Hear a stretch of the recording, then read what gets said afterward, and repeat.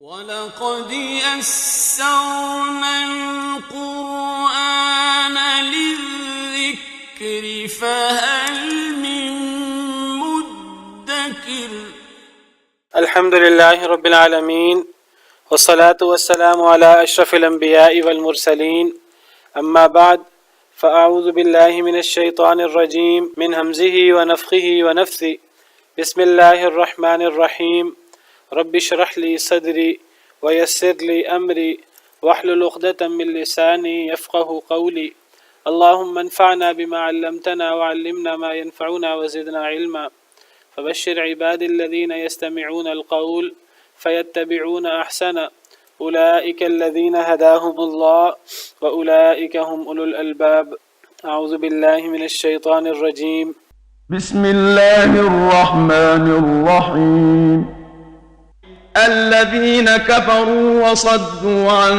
سبيل الله أضل أعمالهم والذين آمنوا وعملوا الصالحات وآمنوا بما نزل على محمد وهو الحق من ربهم كفر عنهم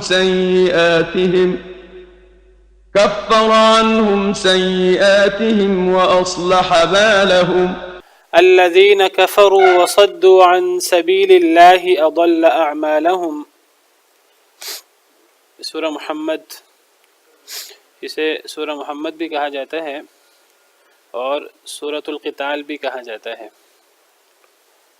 میں نے پہلے بھی ذکر کیا تھا کہ قرآن کریم کی صورتوں کے نام، یہ ساری کی ساری صورتوں کے نام اللہ تعالیٰ نے یا نبی کریم صلی اللہ علیہ وسلم نے نہیں رکھے، بلکہ صحابہ کرام وہ صورتوں کو مختلف ناموں سے پکارتے، صورتوں کے اندر کوئی اہم چیز دیکھ کر کسی صورت کا کوئی نام رکھ دیتے، کسی صورت کا کوئی نام رکھ دیتے۔ بعض دفعہ نبی کریم صلی اللہ علیہ وسلم صحابہ کرام کو کسی صورت کے متعلق بتاتے تو اس کا کوئی نام لے دیتے تو وہ صورت کا نام بن جاتا۔ بعض دفعہ صحابہ کرام ایک دوسرے کے سامنے کسی صورت کا تذکرہ کرتے تو وہ اس صورت کے اندر جس قصے کا خاص ذکر ہوتا تو اس صورت کو اس قصے کی طرف منسوب کر دیتے۔ تو یہ جو صورتوں کے سارے نام ہیں یہ توقیفی نہیں ہیں، یعنی اللہ کی طرف سے، یہ نبی کریم صلی اللہ علیہ وسلم کی طرف سے نہیں ہے۔ ایک صورت کے نام ممکن ہے کہ اللہ کی طرف سے ہو اور ممکن ہے کہ وہ یعنی نبی صلی اللہ علیہ وسلم نے بیان کیا ہو۔ اگر نبی کریم صلی اللہ علیہ وسلم نے بیان کیا ہو تو وہ بھی گویا کہ اللہ کی طرف سے ہی ہوتا ہے، اور ممکن ہے کہ وہ نبی کریم صلی اللہ علیہ وسلم نے بیان نہ کیا ہو، صحابہ کرام نے ایک دوسرے کے سامنے تذکرہ کرتے ہوئے اس کا کوئی نام لیا ہو۔ تو صورتوں کے نام توقیفی نہیں ہیں، اجتہادی ہیں۔ اسی لیے بعض صورتوں کا ایک نام بھی نہیں ہے، بعض صورتوں کے ایک سے زیادہ نام بھی ہیں۔ تو کسی صورت کی کوئی مناسبت دیکھ کر اس کا کوئی نام رکھ دیا، کوئی مناسبت دیکھ کر کوئی نام رکھ دیا۔ اب اس صورت کے اندر، اس صورت کے شروع میں نبی کریم صلی اللہ علیہ وسلم کا مبارک نام آتا ہے اس آیت کریمہ، دوسری آیت کریمہ میں، وَآمَنُوا بِمَا نُزِّلَ عَلَى مُحَمَّدٍ۔ تو اس مناسبت سے اس صورت کو سورہ محمد بھی کہہ دیتے ہیں۔ اور ویسے اس صورت کے اندر قتال کا ذکر ہے، لڑائی کا ذکر ہے، یہاں بھی ذکر ہے چوتھی، پانچویں، چھٹی آیت میں، فَإِذَا لَقِيتُمُ الَّذِينَ كَفَرُوا، جب تم کافروں سے لڑو، تو یہاں لڑائی کا ذکر ہے۔ اور پھر اس صورت کے میں آگے جا کر تقریباً جہاں صورت عادی ہوتی ہے تو وہاں لفظ قتال بھی موجود ہے کہ وَيَقُولُ الَّذِينَ آمَنُوا لَوْلَا نُزِّلَتْ سُورَةٌ فَإِذَا أُنزِلَتْ سُورَةٌ مُحْكَمَةٌ وَذُكِرَ فِيهَا الْقِتَالُ، آیت نمبر 20 میں جب کوئی صورت محکم صورت نازل ہوتی ہے اور اس میں قتال کا ذکر کیا جاتا ہے تو پھر جو منافق لوگ ہیں جن کے دلوں میں مرض ہے وہ ایسے دیکھتے ہیں آپ کو جیسے کسی پر غشی طاری ہو، وہ خوف زدہ ہو جاتے ہیں۔ منافق لوگ وہ دنیا سے انہوں نے دل لگایا ہوتا ہے، جب قرآن کریم کی کسی صورت میں، کسی آیت میں قتال کا ذکر ہو تو منافق لوگوں پر گویا کہ غشی طاری ہو جاتی ہے، کیونکہ اللہ پر ایمان تو ہوتا نہیں ہے۔ تو اس صورت کا ایک نام سورۃ القتال بھی ہے، اسے سورہ محمد بھی کہتے ہیں اور اس صورت کو سورہ قتال بھی کہا جاتا ہے آیت نمبر 20 کی مناسبت سے۔ بعض لوگ کہتے ہیں کہ قرآن کریم میں نبی کریم صلی اللہ علیہ وسلم کا نام بہت کم آیا ہے، 4 دفعہ یا شاید 5 دفعہ قرآن کریم میں نبی کریم صلی اللہ علیہ وسلم کا نام ہے، شاید 4 دفعہ ہے، 1 منٹ، جی 4 دفعہ قرآن کریم میں نبی کریم صلی اللہ علیہ وسلم کا نام نامی ہے۔ ایک سورہ آل عمران کی آیت نمبر 144، وما محمد الا رسول، نہیں ہے محمد صلی اللہ علیہ وسلم مگر اللہ کے رسول۔ اور دوسری آیت کریمہ ما کان محمد ابا احد من رجالکم، سورہ احزاب آیت نمبر 40، کہ محمد صلی اللہ علیہ وسلم تم میں سے کسی مرد کے باپ نہیں ہے۔ جب یہ آیت نازل ہوئی تھی اس وقت آپ کے بیٹے فوت ہو چکے تھے، حضرت قاسم، حضرت عبداللہ، جن کا لقب طیب طاہر ہے، حضرت ابراہیم بعد میں پیدا ہوئے۔ تیسری آیت کریمہ سورہ محمد کی ہے، سورہ محمد کی آیت نمبر 2، اس میں نبی کریم صلی اللہ علیہ وسلم کا مبارک نام موجود ہے، اور اسی آیت کریمہ کی وجہ سے اس سورت کا نام سورہ محمد بھی ہے۔ اور سورہ فتح کی آخری آیت، سورہ فتح کی آیت نمبر 29 محمد الرسول اللہ۔ تو قرآن کریم میں 4 مقام پر نبی کریم صلی اللہ علیہ وسلم کا نام موجود ہے۔ اچھا، بعض غیر مسلم اعتراض کرتے ہیں، کہتے ہیں کہ دیکھو جی قرآن کریم میں حضرت عیسیٰ کا ذکر، حضرت مسیح علیہ السلام کا ذکر کتنی زیادہ مرتبہ ہے، تو محمد صلی اللہ علیہ وسلم کا ذکر جو ہے وہ کم ہے، اس سے ثابت ہوا کہ حضرت عیسیٰ علیہ السلام کی فضیلت نبی کریم صلی اللہ علیہ وسلم پر زیادہ ہے۔ قرآن کریم میں حضرت عیسیٰ کی والدہ کا ذکر ہے بار بار، حضرت مریم کا ان کے نام کی صورت بھی ہے، نبی کریم صلی اللہ علیہ وسلم کی والدہ کا ذکر نہیں ہے۔ تو دیکھو اس سے بھی ثابت ہوا کہ مسلمانوں کے ہاں بھی حضرت عیسیٰ کی اہمیت زیادہ ہے۔ تو ہم ان سے یہ کہتے ہیں کہ کسی نام کا زیادہ ہونا، کسی نام کا کم ہونا، تو اس سے کوئی پتہ نہیں لگتا کہ کسی کی فضیلت زیادہ ہے، کسی کی فضیلت کم ہے۔ ہم مسلمان تو نبیوں میں فرق نہیں کرتے، اللہ تعالیٰ نے جس نبی کو جو فضیلت دی، جو مقام دیا، ہم اس کو تسلیم کرتے ہیں، ہم نبیوں میں فرق نہیں کرتے۔ ہمارے نزدیک سب نبیوں پر ایمان لانا برابر ہے، سب نبیوں پر ایمان لانا چاہیے۔ کسی ایک نبی کے ساتھ کفر کیا، کسی ایک نبی میں فرق کر دیا تو یہ کفر ہے۔ لا نفرق بین احد من رسولی، ہم تو اللہ کے نبیوں میں، اللہ کے رسولوں میں کسی ایک میں بھی فرق نہیں کرتے۔ باقی ہمارا ایمان ہے کہ اللہ تعالیٰ نے بعض رسولوں کو بعض رسولوں پر فضیلت دی ہے، تلک الرسل فضلنا بعضهم علی بعض، بعض رسولوں کو اللہ فرماتے ہیں ہم نے بعض کو بعض پر فضیلت دی ہے۔ اور یہ بات طے شدہ ہے کہ اللہ کے آخری نبی، پیارے نبی محمد صلی اللہ علیہ وسلم، وہ اللہ کے آخری نبی ہیں اور خاتم النبیین ہیں، اور ان کے بعد اب کسی نبی نے نہیں آنا، تو اللہ نے ان کو امام الانبیاء اور تمام بنی آدم کا سردار بنایا ہے، تو ان کی فضیلت باقی انبیاء کرام علیہم السلام پر ہے، اور اس میں کوئی شک و شبہ کی بات نہیں ہے۔ اور اس کے بہت سارے دلائل ہیں۔ جب ایک چیز کے بہت سارے دلائل ہوں، ایک چیز اتنی واضح ہو، تو اس قسم کی مبہم باتوں سے کہ جی فلاں کا نام قرآن کریم میں زیادہ ہے، فلاں کا نام کم ہے، اس قسم کی مبہم باتوں سے فضیلت ثابت نہیں ہوتی۔ جب واضح چیز موجود ہے تو واضح چیز کو چھوڑ کر مبہم چیز کے پیچھے جانا تو صحیح نہیں ہے۔ پھر یہ کہنا کہ نبی کریم صلی اللہ علیہ وسلم کا تذکرہ قرآن کریم میں کم ہے، حضرت عیسیٰ کا تذکرہ زیادہ ہے، تو اگر یہی چیز فضیلت کی بنیاد ہو تو ہمیں پھر عیسائی یہ بات کہتے ہیں۔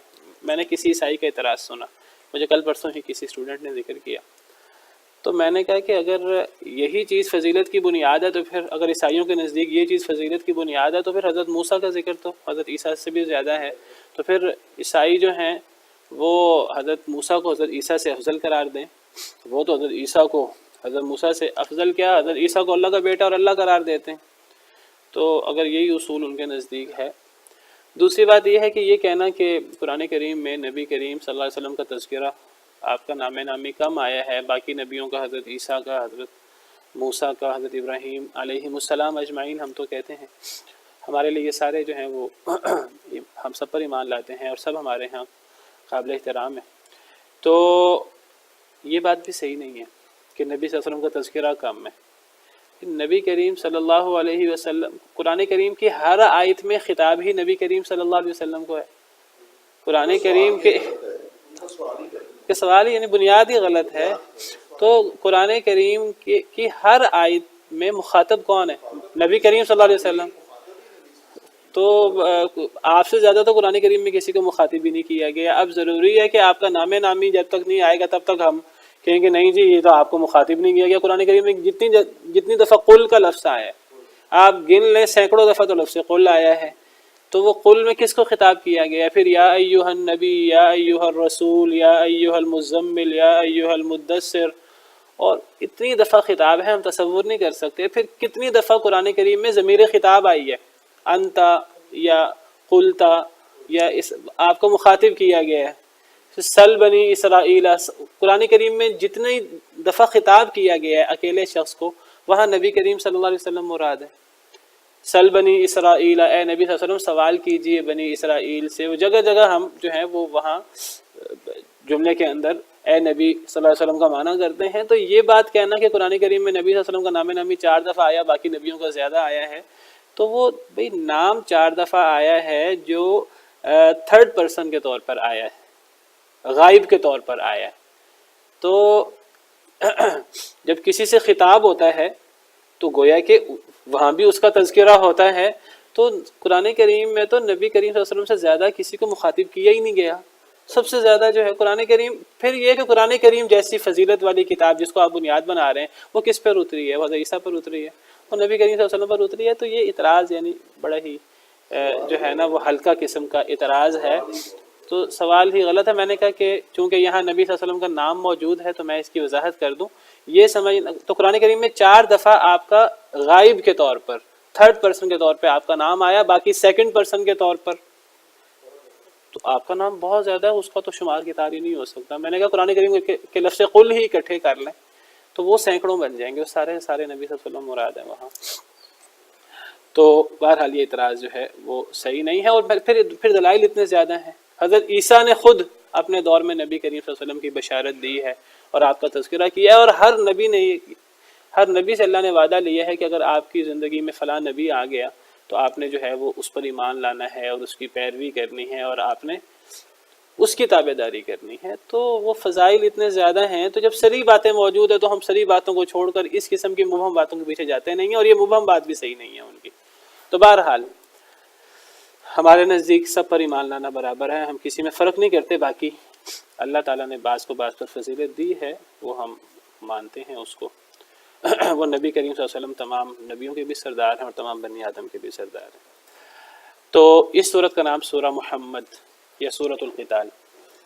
فرمایا الذین کفروا وصدوا عن سبیل اللہ اضل اعمالهم. یہ سورت مدنی سورت ہے، مدینہ منورہ میں نازل ہوئی. تو فرمایا الذین کفروا، وہ لوگ جنہوں نے کفر کیا، وصدوا عن سبیل اللہ، اور روکا اللہ کے راستے سے، اضل اعمالهم، اس نے ضائع کر دیے، یعنی اللہ تعالیٰ نے ضائع کر دیے اعمالهم، ان کے اعمال.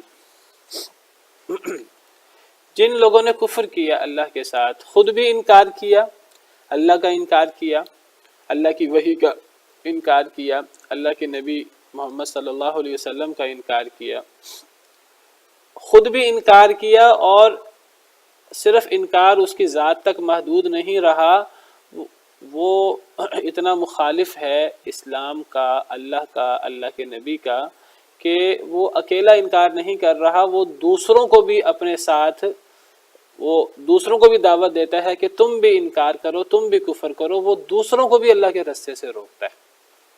تو وہ لوگ جنہوں نے خود بھی کفر کیا اور اپنے کفر پر بس نہیں کی بلکہ روکا اللہ کے راستے سے، یعنی دوسروں کو بھی اللہ کے راستے سے روکا، دوسرے لوگوں کو ایمان لانے سے روکا، اس کے لیے محنت کی، اس کے لیے پیسہ خرچ کیا، اپنا وقت برباد کیا، دوسرے لوگوں کو ایمان لانے سے روکا، اور جو ایمان لائے ہیں تو ان کے ساتھ برا سلوک کرتا رہا، زبان سے ان کو برا بلا کہتا رہا، ان کا مذاق اڑاتا رہا، اور ان کو جسمانی تکلیفیں بھی دیتا رہا، اور ان کو تکلیفیں دینے کی اور قتل کرنے کی سازشیں بھی کی، اور کئی اللہ کے نیک بندوں کو قتل بھی کیا. تو یہ سب چیزیں اللہ کے راستے سے روکنے میں آتی ہیں. تو وہ لوگ جنہوں نے کفر کیا، خود بھی کفر کیا اور دوسروں کو اللہ کے راستے سے روکا، اضل اعمالهم، تو ایسے لوگوں کے اعمال اللہ نے ضائع کر دیے، رائیگاں کر دیے۔ کون سے اعمال؟ انسان کو انسان کے نیک اعمال فائدہ پہنچاتے ہیں، برے اعمال تو انسان کے لیے وبال ہوتے ہیں۔ تو یہاں مراد وہ نیک اعمال ہیں کہ ایک برا شخص بھی سوچتا ہے، بہت سے برے لوگ ہیں جو آخرت پر ایمان رکھتے ہیں، یہودی عیسائی، وہ کہتے ہیں ہم آخرت پر ایمان رکھتے ہیں، اور وہ سمجھتے ہیں کہ ہم اچھے کام بھی کر رہے ہیں اور ہم اللہ کو راضی کرنے کی کوشش کر رہے ہیں، اپنی تئیں وہ اچھے اعمال بھی کر رہے ہوتے ہیں۔ بہت سے لوگ ہیں وہ آخرت پر ایمان نہیں بھی رکھتے، پھر بھی اپنے دل کو مطمئن کرنے کے لیے، انسان کی فطرت ہے، انسان اچھا عمل کرتا ہے، اچھا عمل کر کے خوش ہوتا ہے۔ بہت سے لوگ آخرت پر ایمان نہیں بھی رکھتے، پھر بھی اپنے نفس کو مطمئن کرنے کے لیے، اپنے اطمینان قلبی کے لیے اچھا عمل کرنے کی کوشش کرتے ہیں، اچھے اخلاق سے بات کرنے کی کوشش کرتے ہیں۔ وہ کہتے ہیں اگر آخرت ہوئی، ہم تو آخرت کو نہیں مانتے، اگر آخرت ہوئی تو بالفرض آخرت ہوئی تو ہمارے اچھے اعمال بھی ہیں۔ تو اللہ فرماتے ہیں کہ ایسے لوگوں کے اچھے اعمال ضائع ہو جاتے ہیں، جو کفر کرے اور پھر صرف کفر نہ کرے، وہ کفر پر اضافہ کرتے ہوئے خود کفر نہ کرے، کفر کے ساتھ دوسروں کو بھی اللہ کے راستے سے روکے۔ اگر اس نے کوئی نیک عمل کیا ہو، خواہ وہ یہودی عیسائی ہوں جو آخرت پر ایمان رکھتے ہیں اور آخرت کے لیے نیک عمل کیا ہو، خواہ اطمینان قلب کے لیے کسی نے نیک عمل کیا ہو، بہت سے سیکولر بھی بعض دفعہ نیک عمل کر لیتے ہیں اپنے اطمینان قلبی کے لیے، ایسے لوگوں کے نیک عمل اللہ ضائع کر دیتے ہیں۔ ایسے لوگوں کے نیک اعمال انہیں آخرت میں کوئی فائدہ نہیں دیں گے۔ کافروں کے نیک اعمال کا آخرت میں کوئی فائدہ نہیں ہے، چاہے کتنے ہی زیادہ کیوں نہ ہو۔ اللہ پر ایمان لائے بغیر، نبی کریم صلی اللہ علیہ وسلم پر ایمان لائے بغیر کسی کا کوئی نیک عمل اسے آخرت میں فائدہ نہیں دے گا۔ اللہ نے قرآن کریم میں جگہ جگہ یہ موضوع بیان کیا ہے، اور اللہ تعالیٰ فرماتے ہیں کہ مثل الذین کفروا بربہم اعمالہم کرماد اشتدت بہ الریح فی یوم عاصف۔ اللہ تعالیٰ فرماتے ہیں کہ بربہم اعمالہم کرماد، سورہ ابراہیم آیت نمبر 18۔ اللہ فرماتے ہیں ان لوگوں کی مثال جنہوں نے کفر کیا اپنے رب کے ساتھ، ان کی مثال کیا ہے؟ اعمالہم، ان کے اعمال، اعمال کی بات ہو رہی ہے، یعنی نیک اعمال کی۔ ان کے اعمال کرماد، رماد کی طرح ہیں، راکھ کی طرح ہیں، اشتدت بہ الریح فی یوم عاصف، اگر ایک آندھی والے دن میں تیز ہوا چلے، پورا دن آندھی والا دن ہے، ہوائیں چل رہی ہیں، ایک وقت میں زیادہ تیز ہوا چلے، اب وہ جو راکھ پڑی ہوئی ہے زمین میں، وہ راکھ کوئی پڑی رہے گی؟ وہ راکھ اڑ جائے گی۔ پورا دن مسلسل اس میں تیز ہوائیں چل رہی ہیں، اور اس میں درمیان میں زیادہ تیز ہوا چلتی ہے، زیادہ طوفان آتا ہے، اب وہ راکھ جو ہے وہ تو بچے گی نہیں۔ تو کافروں کے اعمال کی مثال راکھ کی طرح ہے، اور وہ راکھ عام ایسے دن میں نہیں جس میں ہوا نہیں چلتی، ایسے دن میں جس میں جو پورا دن آندھی کی زد میں ہے، اور اس میں مخصوص وقت میں ظہر کے بعد بالفرض زیادہ تیز ہوا چلتی ہے، طوفان آتا ہے، تو وہ راکھ تو زمین پہ نہیں بچے گی۔ تو کافروں کے عمل راکھ کی طرح ہیں آندھی کے دن میں، جس طرح آندھی کی موجودگی میں راکھ نہیں بچتی، تو کافروں کے نیک اعمال جس طرح راکھ اڑ جاتی ہے، اس طرح ان کے نیک اعمال بھی اڑ جاتے ہیں۔ لا یقدرون مما کسبوا علی شیء، جو بھی انہوں نے کمایا وہ اس پر قدرت نہیں رکھیں گے قیامت کے دن، اس سے فائدہ نہیں اٹھا سکیں گے۔ ایک اور آیت کریمہ میں اللہ تعالیٰ فرماتے ہیں وَقَدِمْنَا إِلَى مَا عَمِلُوا مِنْ عَمَلٍ فَجَعَلْنَاهُ هَبَاءً مَنْثُورًا۔ اللہ فرماتے ہیں کہ اور وَقَدِمْنَا إِلَى مَا عَمِلُوا مِنْ عَمَلٍ، انہوں نے جو بھی عمل کیے ہم نے ان اعمال کو فَجَعَلْنَاهُ هَبَاءً مَنْثُورًا، ہم نے ان اعمال کو اڑتی ہوئی گرد بنا دیا۔ یہاں بھی اعمال سے مراد نیک اعمال ہے۔ کافر لوگ جو بھی اعمال کرتے ہیں تو اللہ تعالیٰ قیامت کے دن ان کے نیک اعمال کو اڑتی ہوئی گرد بنا دیں گے، تو اڑتی ہوئی گرد سے کوئی فائدہ نہیں اٹھا سکتا، اس طرح قیامت کے دن کافر لوگ اپنے نیک اعمال سے فائدہ نہیں اٹھا سکیں گے۔ وجہ کیا ہے؟ سورہ قاف میں بھی ہم پڑھ کے آئے، اللہ تعالیٰ کافروں سے کہیں گے اذهبتم طیباتکم فی حیاتکم الدنیا، تم اپنی پاکیزہ چیزیں، اپنی نعمتیں دنیا میں حاصل کر چکے ہو، تمہارے لیے اب آخرت میں میرے پاس کچھ نہیں ہے۔ اور اسی طرح سورہ ہود میں اللہ تعالیٰ کا ارشاد ہے کہ کافر لوگوں کو ہم ان کے نیک اعمال کا بدلہ دنیا میں پورا دے دیتے ہیں، ان کے لیے آخرت میں کچھ نہیں ہے۔ من کان یرید الحیات الدنیا وزینتہا، جو دنیا کی زیب و زینت چاہتا ہے، دنیا اور دنیا کی زیب و زینت چاہتا ہے، نوفی الیہم اعمالہم فیہا، ہم اس کو اس کے اعمال کا بدلہ دنیا میں پورا دے دیتے ہیں۔ اس لیے دنیا میں ہمیں کافروں پر بعض دفعہ بڑے انعامات نظر آتے ہیں.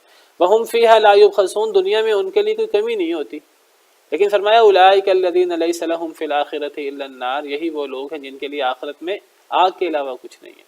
یہ دیکھیے ہمارا ایمان کا حصہ ہے کہ کافروں کے لیے آخرت میں کچھ نہیں ہے. بعض دفعہ ہم لوگ جو ہیں وہ اس بارے میں شکوک و شبہات کا شکار ہو جاتے ہیں. کافر لوگوں کے پاس جب ہم دنیا میں نعمتیں دیکھتے ہیں اور ہم جب دنیا میں ان سے مروب ہوتے ہیں تو بعض دفعہ ہمارے ذہن میں آتا ہے کہ دیکھو کافر لوگ دنیا میں بھی کامیاب ہیں، کیا پتہ آخرت میں بھی کامیاب ہوں. ہم بعض دفعہ ان کو کامیاب سمجھنا شروع کر دیتے ہیں اور ہم بعض دفعہ ان جیسا بننے کی کوشش کرنا شروع کر دیتے ہیں. یاد رکھیے اصل کامیابی آخرت کی کامیابی ہے، اور کافر آخرت کے اعتبار سے بالکل جو ہے وہ ناکام ترین انسان ہے. تو جب وہ اصل کامیابی آخرت کی کامیابی ہے، اصل کامیابی آخرت میں اللہ کے عذاب سے بچنا اور اللہ کی جنت کا وارث بننا. فمن زحزح عن النار وادخل الجنة فقد فاز، جو جہنم سے بچا لیا گیا اور جنت میں داخل کر دیا گیا وہ کامیاب ہو گیا. تو کافر بالکل سراسر ناکام ہے. دنیا میں جتنا مرضی اس کے پاس مال و دولت ہو، چاہے وہ قارون کیوں نہ ہو، چاہے وہ بل گیٹس کیوں نہ ہو، تو کوئی اس کی جو ہے کامیابی نہیں ہے. لیکن ہم جب مادیت پرستی کے شکار ہوتے ہیں، مرغوب ہوتے ہیں بعض دفعہ کافروں سے، تو بعض دفعہ ہم اپنے آپ کو ان سے چھوٹا سمجھنا شروع کر دیتے ہیں. تو ہمارے ایمان کا حصہ ہے کہ کافروں کو آخرت میں ان کا عمل کوئی فائدہ نہیں دے گا. ان کے نیک عمل اگر انہوں نے کیے ہیں، ایک بندے نے وہ کافر ہو چاہے اس نے دنیا میں پوری زندگی نیکیوں میں گزار دی ہو، مدر ٹریسا کیوں نہ ہو، وہ جو ہے گنگا رام کیوں نہ ہو جس نے ہاسپٹل بنایا ہو، گلاب دیوی ہاسپٹل، اس قسم کے کوئی نیک کام انہوں نے کتنی چیریٹی کیوں نہ کی ہو، ان کو اگر پہلی بات ہے وہ نیک اعمال کرتے نہیں ہیں کافر، اگر وہ نیک اعمال کر لیں ان کو ان کے نیک اعمال کا کوئی فائدہ نہیں ہے. ان کے لیے دنیا ہے اور دنیا کی کوئی حیثیت نہیں ہے. دنیا کی حیثیت اللہ کے نزدیک مچھر کے پر کے برابر بھی نہیں ہے. اسی لیے اللہ تعالیٰ کافروں کو، اللہ کو اگر یہ ڈر نہ ہو کہ مسلمان فتنے کا شکار نہ ہو جائیں، اللہ فرماتے ہیں میں کافروں کے گھر، ان کی سیڑھیاں، ان کے دروازے، ان کی چھتیں، ہر چیز سونے کی بنا دوں. تو دنیا میں جتنی عیش کرنی ہے کر لیں. کیوں؟ نمتعہم قلیلا ثم نضطرہم الی عذاب غلیظ، تھوڑا سا فائدہ اٹھا لیں پھر ان کے لیے جہنم کا عذاب ہے. یہ ہم بعض دفعہ جب آخرت ہمارے سامنے نہیں ہوتی، ہم دنیا کے دھوکے کا شکار ہوتے ہیں، تو ہم بعض دفعہ اس طرح سوچتے ہیں کافر کامیاب ہو گئے، وہ دنیا کی نعمتیں لے گئے. بھی لے جائیں. حضرت عمر آئے نبی صلی اللہ علیہ وسلم کو دیکھا کہ نبی صلی اللہ علیہ وسلم جو ہے وہ ننگے بدن جو ہے وہ زمین پہ، آپ چٹائی پہ لیٹے ہیں، اور آپ اٹھے تو آپ کے جسم مبارک پہ چٹائی کے اثرات. حضرت عمر دیکھ کے رونا شروع ہو گئے، کہنے لگے کہ اے اللہ کے نبی صلی اللہ علیہ وسلم، آپ سے افضل کون ہے؟ آپ دو جہانوں کے سردار ہیں، اور یہ یہود و نصارہ کے پاس اتنا مال، اور آپ اپنی حالت دیکھیں کہ آپ کے جسم مبارک پہ. تو آپ فرمانے لگے اے عمر تمہیں ابھی تک سمجھ نہیں آئی، ان کے لیے یہ دنیا ہے، ہمارے لیے اللہ نے آخرت رکھی ہے. یہ ہے مومن کا ایمان، اور مومن اس انداز سے سوچتا ہے. فرمایا کہ الذین کفروا وصدوا عن سبیل اللہ اضل اعمالهم، جن لوگوں نے کفر کیا اور اللہ کے راستے سے روکا دوسروں کو، اللہ نے ان کے اعمال ضائع کر دیے، ان کے نیک اعمال اللہ نے ضائع کر دیے. کفر یہ سب سے بڑا جرم ہے اور اللہ کو سب سے ناراض کرنے والی چیز ہے. کفر کے ساتھ کوئی نیکی فائدہ نہیں دیتی. دنیا کے اندر انسان کو ممکن ہے کچھ نعمتیں مل جائے جس دنیا کی کوئی حیثیت نہیں ہے. جو اصل زندگی ہے آخرت، جو باقی بھی ہے، جو بہت اچھی بھی ہے اور باقی بھی رہنے والی ہے، اس آخرت میں کافروں کے لیے کچھ نہیں ہے. اللہ کے ساتھ، اللہ کی وحی کے ساتھ، اللہ کی آیات کے ساتھ، کسی ایک آیت کے ساتھ بھی کفر کرنا، اللہ کے نبی صلی اللہ علیہ وسلم کے ساتھ کفر کرنا، اللہ کے نبی صلی اللہ علیہ وسلم کے احکامات کا کفر کرنا، کسی ایک حکم کا انکار کر دینا جو صحیح سند سے ثابت ہو، یہ سب چیزیں کفر میں آتی ہیں. اللہ معاف کرے. اور کفر سب سے بڑا جرم ہے. فرمایا والذین آمنوا وعملوا الصالحات وآمنوا بما نزل علی محمد وهو الحق من ربهم. جب اللہ نے کافروں کا ذکر کیا اور کافروں کے نیک اعمال کے ضائع ہونے کا ذکر کیا تو اللہ نے پھر اس کے بالمقابل ایمان والوں کا ذکر کیا. اللہ فرماتے ہیں ایک طرف کفر ہے اور ایک طرف ایمان. وہ لوگ جو ایمان لائے، علیکم السلام، وہ لوگ جو ایمان لائے، وعملوا الصالحات، اور عمل کیے نیک. وہ لوگ جو ایمان لائے اور جنہوں نے نیک عمل کیے. ایمان کا تعلق عام طور جب لفظ ایمان بولا جاتا ہے تو ایمان سے مراد عام طور پر دل کے اعمال لیے جاتے ہیں، دل کا عمل لیا جاتا ہے.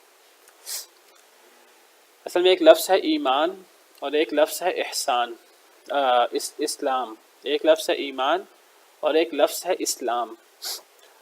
اگر ایمان اور اسلام دونوں کا اکٹھا تذکرہ ہو، کسی آیت کریمہ میں ایمان کا ذکر بھی ہو، اسلام کا ذکر بھی ہو، تو ایمان سے مراد عام طور پر دل کے اعمال لیے جاتے ہیں، اور اسلام سے مراد ظاہری اعمال لیے جاتے ہیں جو نظر آتے ہیں۔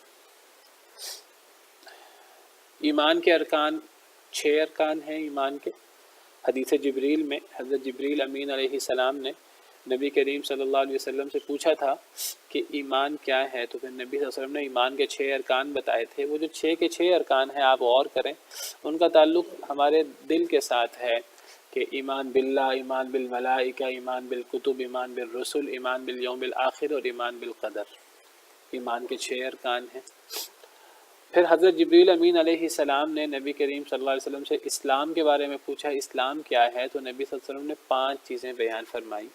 وہ پانچوں کی پانچوں چیزیں اگر آپ غور کریں تو وہ ظاہری چیزیں ہیں کہ شہادت اللہ الہ الا اللہ وان محمد رسول اللہ، کہ اللہ کی توحید کی گواہی دینا، گواہی زبان سے دی جاتی ہے، لا الہ الا اللہ کا باقاعدہ اعلان کیا جاتا ہے، اور نبی کریم صلی اللہ علیہ وسلم کی رسالت کی گواہی، یہ پہلا رکن ہے اسلام کا۔ اور پھر نماز قائم کرنا، زکوٰۃ دینا، روزہ رکھنا اور حج کرنا، تو یہ 5 اسلام کے ارکان ہیں۔ یہ سارے کے سارے ارکان جو ہیں یہ ظاہری طور پر ادا کیے جاتے ہیں۔ تو اگر ایمان اور اسلام کا اکٹھا تذکرہ ہو تو ایمان کا تعلق عام طور پہ دل کے اعمال کے ساتھ ہوتا ہے، اور اسلام کا تعلق ظاہری اعمال کے ساتھ ہوتا ہے۔ اگر کسی آیت کریمہ میں ایمان کا لفظ اکیلا استعمال ہو، اسلام کا لفظ استعمال نہ ہو، تو ایمان سے مراد ایمان بھی ہوتا ہے، اسلام بھی ہوتا ہے۔ ایمان سے مراد ایمان بھی ہوتا ہے اور اسلام، دل کے اعمال بھی ہوتے ہیں، ظاہری اعمال بھی ہوتے ہیں۔ اور اگر کسی آیت کریمہ میں صرف اسلام کا، کسی آیت کریمہ میں حدیث مبارکہ میں اسلام کا ذکر ہو اکیلا، تو وہاں اکیلا اسلام کا ذکر ہو تو اس سے مراد ایمان بھی ہوگا، اسلام بھی ہوگا۔ ویسے عام طور پر جب دونوں کو اکٹھا تذکرہ ہو ایمان اور اسلام کا، ایمان کا تعلق دل کے اعمال کے ساتھ ہوتا ہے اور اسلام کا تعلق ظاہری اعمال کے ساتھ ہوتا ہے۔ جو لوگ ایمان لائے، وعملوا الصالحات، اور نیک اعمال کیے۔ جب ہم لفظ ایمان بولتے ہیں، اب ہمارا مراد یہاں ایمان اور اسلام کا فرق بیان کرنا مقصود نہیں ہے۔ اگر تو ہم فرق بیان کریں ایمان اور اسلام کا تو ہم کہیں گے کہ ایمان کا تعلق دل کے ساتھ ہے۔ کچھ بدوؤں نے کہا تھا قالت الاعراب آمنا، کچھ بدوؤں نے کہا تھا، سورہ حجرات میں ہے کہ ہم ایمان لائے۔ اللہ نے فرمایا تھا یہ نہ کہو کہ ہم ایمان لائے، تم کہو ہم اسلام لائے، ایمان تمہارے دل میں داخل نہیں ہوا۔ اس آیت کریمہ میں بھی ایمان اسلام دونوں کا تذکرہ ہے۔ جب ایمان اور اسلام دونوں کا تذکرہ ہو تو ایمان کا تعلق دل کے ساتھ ہو جاتا ہے۔ اللہ نے فرمایا کہ یہ نہ کہو کہ ہم ایمان لائے ہیں، تم تو احسان جتلا رہے ہو۔ ایمان لانے والا کیسے احسان جتلا سکتا ہے؟ تم یہ کہو ہم اسلام لائے ہیں ظاہراً، ابھی تک تمہارے دلوں میں ایمان داخل نہیں ہوا، ابھی تک ایمان پوری طرح تمہارے دلوں میں رچا بسا نہیں ہے، تو تم احسان جتلا رہے ہو کہ ہم ایمان لائے ہیں۔ تو تم اسلام لائے ہو، ایمان ابھی تمہارے دلوں میں داخل نہیں ہوا۔ وَلَمَّا يَدْخُلِ الْإِيمَانُ فِي قُلُوبِكُمْ۔ اب جب ایمان کا اکیلا تذکرہ ہوگا، بعض لوگ سمجھتے ہیں کہ احادیث مبارکہ میں آتا ہے، قرآن کریم میں ایمان باللہ کا ذکر آتا ہے، بعض لوگ سمجھتے ہیں کہ ایمان کا مطلب ہے کہ انسان بس زبان سے آمنت باللہ کہہ دے، انسان دل کے اندر جو ہے وہ ایمان لے آئے، بس وہ کافی ہے، عمل کرنے کی ضرورت نہیں ہے۔ حالانکہ ایمان عمل کے بغیر قابل قبول ہی نہیں ہے۔ ایک بندہ دعویٰ کرتا رہے ایمان کا، میں ایمان لایا، میں اللہ پر ایمان لاتا ہوں، اللہ کے رسولوں پر ایمان لاتا ہوں، اللہ کی کتابوں پر ایمان لاتا ہوں، آخرت پر ایمان لاتا ہوں، تقدیر پر ایمان لاتا ہوں، نہ نماز پڑھے، نہ زکوٰۃ دے، نہ روزہ رکھے، نہ حج کرے، نہ اللہ کی بات مانے، نہ پیارے نبی صلی اللہ علیہ وسلم کی بات مانے، نہ آخرت کو بہتر بنانے کے لیے کچھ کرے، کوئی اس پر مصیبت آ جائے تو وہ ویلا شروع کر دے، تو یہ کیسا اللہ پر ایمان ہے، اور کیسا آخرت پر ایمان ہے، اور کیسا نبیوں پر اور پیارے نبی صلی اللہ علیہ وسلم پر ایمان ہے؟ تو یہ بات یاد رکھیے کہ ایمان ظاہری اعمال کے بغیر ایمان کی حیثیت نہیں ہے۔ ایمان اکیلا قابل قبول نہیں ہوتا، ایمان کے ساتھ اعمال بھی چاہیے ہوتے ہیں۔ اسی لیے قرآن کریم میں جہاں لفظ ایمان کا ذکر ہوتا ہے تو لفظ ایمان کے ساتھ اللہ تعالیٰ اکثر وعامل الصالحات کا لفظ بولتے ہیں۔ وہ لوگ جو ایمان لائے اور جنہوں نے نیک عمل کیے. بعض لوگ کہتے ہیں دیکھیں جی اللہ نے ایمان کا الگ تذکرہ کیا ہے اور نیک عمل کا تذکرہ الگ کیا ہے، جس سے پتہ لگتا ہے کہ نیک عمل ایمان میں شامل نہیں ہے. یہ بات صحیح نہیں ہے. اللہ نے یہاں جو نیک عمل کا الگ تذکرہ کیا ہے وہ اس لیے الگ تذکرہ نہیں کیا کہ وہ نیک عمل ایمان کے اندر شامل نہیں ہے، اس لیے اللہ نے ایمان کا ذکر الگ کیا اور نیک عمل کا ذکر الگ کیا. نہیں، ایمان کے اندر نیک عمل کرنا شامل ہوتا ہے. اگر ایک انسان نیک عمل نہ کرے تو خالی خولی زبان سے آمنت باللہ کہنے سے یا دل کے اندر تصدیق کرنے سے ایک بندہ مومن نہیں ہو جاتا جب تک وہ نیک عمل نہ کرے. نیک عمل کے بغیر، اعضاء کے ذریعے عمل کیے بغیر ایمان نہیں ہوتا. تو پرانے زمانے میں جب یونانی فلسفہ اور یونانی کتابیں جو ہیں جب ان کا ترجمہ کیا گیا تو وہ بعض گمراہ فرقوں کے ہاں یہ بحث شروع ہو گئی کہ ایمان کے اندر عمل شامل ہے کہ نہیں. تو کچھ گمراہ فرقے کہنے لگے کہ ایمان کے اندر عمل شامل نہیں ہوتا. تو اہل سنہ والجماعہ نے اس مسئلے کو بڑا واضح کیا کہ ایمان کے اندر عمل شامل ہوتا ہے، بلکہ انسان جتنا عمل کرتا ہے اتنا اس کا ایمان بڑھتا رہتا ہے، اور جتنا انسان عمل کم کرتا ہے اتنا اس کا ایمان کم ہوتا رہتا ہے. کچھ لوگ کہتے ہیں نہیں جی عمل سے ایمان کو فرق ہی نہیں پڑتا. ایک بندہ بس منہ سے آمنت باللہ کہہ دے تو اب اس کا ایمان اور صحابہ کرام کا ایمان برابر ہے. کتنی عجیب بات ہے. کہاں صحابہ کرام کا ایمان اور کہاں ایک فاسق و فاجر شخص کا ایمان جس نے منہ سے کلمہ پڑھ لیا ہے.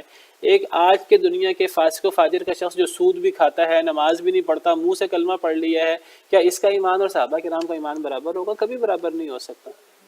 عمل کے بغیر ایمان ہوتا ہی نہیں ہے. تو یہ کہنا کہ جی چونکہ ایمان کے بعد عمل کا ذکر الگ آتا ہے لہذا پتہ لگا ایمان کے اندر عمل شامل نہیں ہے، نہیں، ایمان کے اندر بھی عمل شامل ہیں. اس کے ساتھ عمل کا ذکر الگ صرف عمل کی اہمیت بیان کرنے کے لیے آتا ہے. یہ مطلب نہیں ہے کہ جب لفظ ایمان بولا جائے تو اس کے اندر عمل شامل نہیں ہوتا. جب لفظ ایمان بولا جاتا ہے اس کے اندر عمل شامل ہوتا ہے، عمل کی اہمیت کے لیے، کہ عمل کے بغیر ایمان کی اہمیت نہیں ہے. وہ اللہ تعالیٰ ایمان کے ساتھ عمل کا لفظ ساتھ شامل کر دیتے ہیں. اور اس کی بہت ساری مثالیں ہیں قرآن کریم میں. اللہ تعالیٰ بعض دفعہ عمومی طور پر کسی چیز کا ذکر کرتے ہیں، پھر اللہ اس چیز کا ذکر الگ بھی کر دیتے ہیں. ہم نے اس کی کئی مثالیں پڑھی ہیں پہلے بھی. قرآن کریم میں ایک جگہ پر ہے من کان عدوا للہ وملائکتہ ورسلہ وجبریل ومیکال فإن اللہ عدو للکافرین. سورہ بقرہ کی آیت ہے. جو بندہ اللہ کا دشمن ہو، اللہ کے فرشتوں کا دشمن ہو. اب فرشتوں میں سارے فرشتے آتے ہیں کہ نہیں آتے؟ جو اللہ کا دشمن ہے، فرشتوں کا دشمن ہے، اور اللہ کے رسولوں کا دشمن ہے، اور جبریل اور میکائیل کا دشمن ہے. تو ایسے کافروں کا اللہ دشمن ہے. اب آپ بتائیے کہ اس آیت کریمہ میں اللہ کی دشمنی کا ذکر ہوا، فرشتوں کی عمومی دشمنی کا ذکر ہوا، رسولوں کی دشمنی کا ذکر ہوا، اور جبریل میکائیل کا الگ ذکر ہوا. کیا جبریل اور میکائیل فرشتوں میں شامل نہیں ہیں؟ شامل ہیں.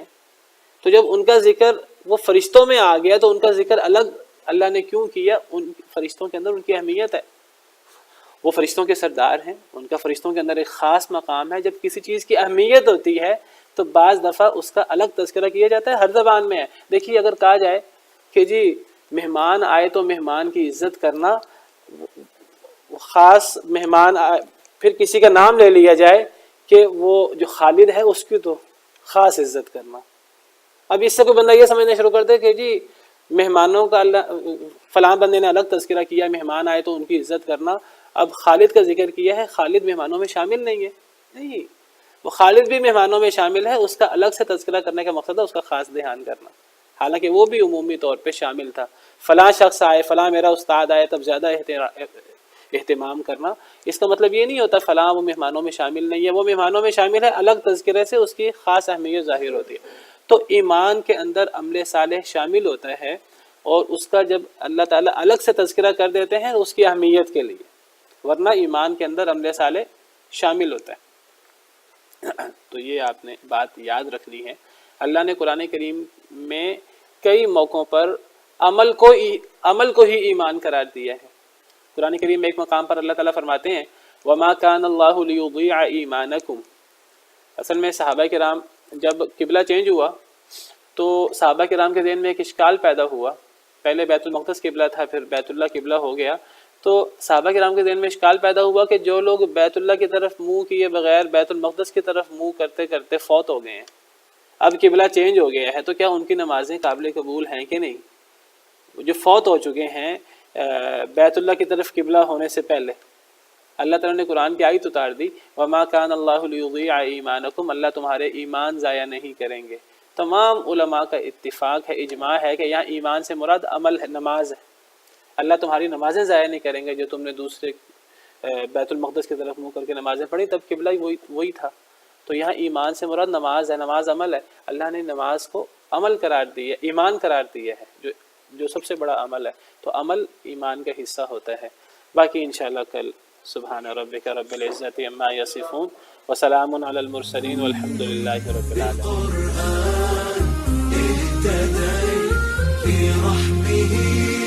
تحلو الحياة شوقا